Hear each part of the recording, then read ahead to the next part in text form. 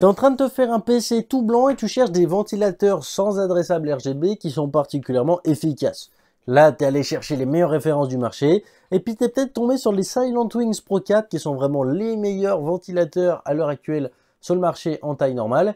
Et puis bah tu t'es dit c'est quand même dommage, ils n'existent pas en blanc. T'as parlé trop vite mon gars, t'as parlé trop vite parce qu'aujourd'hui ils sortent. Et tant qu'ils sont là, je peux encore une fois te prouver pourquoi c'est d'aussi bons ventilateurs que ce qu'on le dit.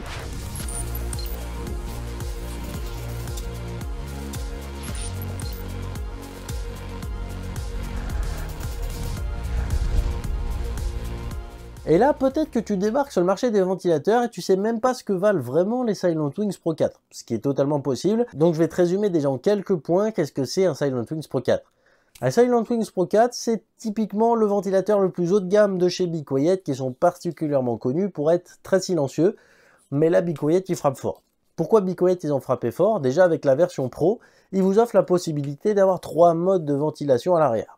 Oui, j'ai bien dit 3 modes. Donc si jamais tu veux pousser ton ventilateur en 120 mm jusqu'à 3000 tours minute, c'est possible, tu le mets en mode ultra high speed et là il bombarde carrément, c'est un hélicoptère le truc. Tu peux partir en vacances pour pas cher. Si jamais ton truc c'est pas d'avoir un PC à réveiller les morts, et bien évidemment tu peux déplacer le petit switch. Et là si tu le mets au milieu, il va avoir la possibilité d'aller jusqu'à 2600 RPM. C'est les spécifications en gros du Silent Wings 4 en version high speed. Et si jamais tu veux encore plus de silence, tu peux le mettre en mode médium juste ici. Donc en gros tu le mets vraiment tout à gauche. Et ce qui va se passer, c'est que le ventilateur va prendre les spécifications d'origine du Silent Wings 4 et donc il va tourner plus qu'à 1900 tours minute. Bon, c'est sympa les 3 modes qu'a intégré Be Quiet, mais pourquoi ce ventilateur il coûte aussi cher? Il y a un petit truc en plus déjà avec ces ventilateurs que Be Quiet avait intégré, c'est le fait que vous pouvez changer les fixations du ventilateur. Alors là, vous avez un pack avec 3 types de fixations.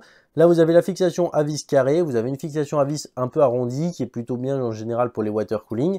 Et si jamais tu veux une fixation sans vis pour les boîtiers, tu as aussi une fixation sans vis. Et ça, c'est top.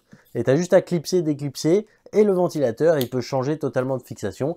Si ça c'est pas top, Be Quiet, ils avaient quand même quelque chose d'assez polyvalent. Et là, peut-être que tu es en train de te dire, bon, 40 € dans des ventilateurs, même s'il a 2-3 fioritures comme ça, j'espère au moins qu'il est fiable. Et niveau fiabilité, Be Quiet, ils sont là également parce qu'ils ont mis le meilleur moteur qu'ils étaient capables de produire à l'intérieur. On se retrouve ici avec un moteur qui a des roulements à billes qui sont capables de tourner jusqu'à 300 000 heures, soit à peu près 34 ans. Alors effectivement, c'est pas quelque chose encore une fois que je vais prouver, je le dis à chaque fois, 34 ans à le faire tourner. Je sais pas si vous vous rendez compte que si moi je me mets à lancer le test là tout de suite, on se retrouve quand j'ai 53 ans.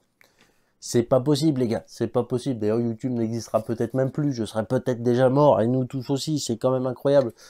Bon, pensons pas à la mort, pensons à ces superbes ventilateurs parce qu'on n'a pas fini d'en parler. 300 000 heures de durée de vie, c'est quand même plutôt intéressant. Donc même s'il en fait que la moitié, ça fait quand même déjà plus de 15 ans. Donc voilà, déjà au niveau fiabilité, c'est plutôt bon. Au niveau accessoires, c'est plutôt pas mal. Mais au niveau performance, qu'est-ce que ça donne? Bon, niveau performance, moi je vous propose qu'on les mette directement sur un nouveau protocole de test pour tester tout ça. Au niveau justement du protocole de test qui change un petit peu, il faut savoir que cette fois-ci je teste les ventilateurs maintenant sur une carte graphique. J'ai pris une RX Vega 56 qui a des sondes un petit peu partout. C'est un modèle Asus ROG Strix. Je sais que les overclockers qui passent par là vont juger fortement parce que la ROG Strix c'était pas terrible. Calmez-vous les copains, calmez-vous, on a ce qu'on a sous la main. Je lui enlève bien entendu ses ventilateurs d'origine, je mets un Morpheus 2 dessus, qui est un genre de ventirad pour carte graphique, pour ceux qui ne connaissent pas.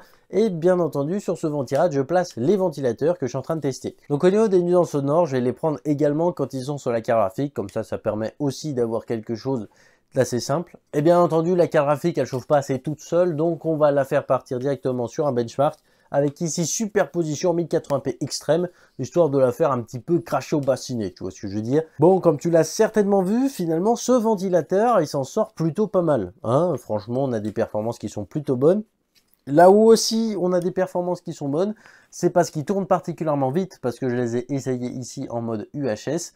Donc forcément, ils vont très très vite, ce qui leur donne quand même un net avantage. Bon, finalement, niveau performance, déjà, c'est pas mal, mais est-ce qu'au niveau du bruit, ça correspond à la marque? Parce que quand on s'appelle Be Quiet, ce serait quand même ironique de sortir des ventilateurs qui font un bruit de malade. Donc maintenant, je te laisse regarder la courbe qui s'affiche tout de suite à l'écran, et on voit que franchement, ces ventilateurs sont plutôt pas mal. Je tiens quand même à préciser que dans le graphique, on a des références très haut de gamme de concurrents qui sont quand même particulièrement agressifs. Donc même si ces ventilateurs ne semblent pas si incroyables que ça dans ce graphique, je peux te dire qu'ils sont déjà très bons parce que les Arctic P12, ils sont certes pas chers, mais ils sont très bons. Et en plus de ça, dans ce graphique, on a également les ventilateurs les plus chers de chez Noctua avec les NF A12X25. Hein, autant te dire que face à lui, j'ai quand même mis des ventilateurs qui sont pas mauvais. Donc pour résumer sur ces ventilateurs, qu'est-ce qu'on peut dire? Bah déjà, si vous cherchez la performance absolue en termes de ventilation, forcément, ces ventilateurs, c'est des incontournables. Évidemment, c'est vraiment des ventilateurs qui sont très intéressants. Déjà de base parce qu'ils tournent très très vite. Et en plus de ça, ils restent quand même assez silencieux malgré la vitesse qu'ils sont capables de prendre. Et ça, c'est vraiment un énorme avantage. En plus de ça, maintenant qu'ils existent en version blanche, que tu as un PC tout blanc ou un PC tout noir, finalement, tu n'as plus vraiment d'excuses pour passer à côté. Bon, évidemment, c'est pas des ventilateurs qui vont aller pour toutes les bourses, étant donné qu'au prix auquel ils sont annoncés, voilà, on est autour de 40 € pour la version Pro. Si jamais ton truc, c'est plutôt la version normale, tu vas être autour de 30 € à peu près. Donc tu te doutes bien que forcément, si tu mets déjà 4 ventilateurs dans ton PC, ça te fait tourner entre 120 et 160 € de ventilateur. Tu te doutes bien que si tu as un PC à 1000 €, on ne te conseille pas forcément de mettre des ventilateurs aussi chers dedans. Hein. Évidemment, même à 2000 €, ça commence déjà à se discuter, mais ça commence déjà à faire un sacré tarif. Mais par contre, si tu montes une configuration ultra haut de gamme, ce serait quand même dommage de se priver d'avoir des ventilateurs quasiment immortels. Et en plus de ça, ils sont très performants et plutôt silencieux. Si la vidéo t'a plu, n'hésite pas à mettre le petit pouce RGB, à t'abonner si ce n'est pas encore fait. C'était Azertest d'Overclocking.com. À la prochaine.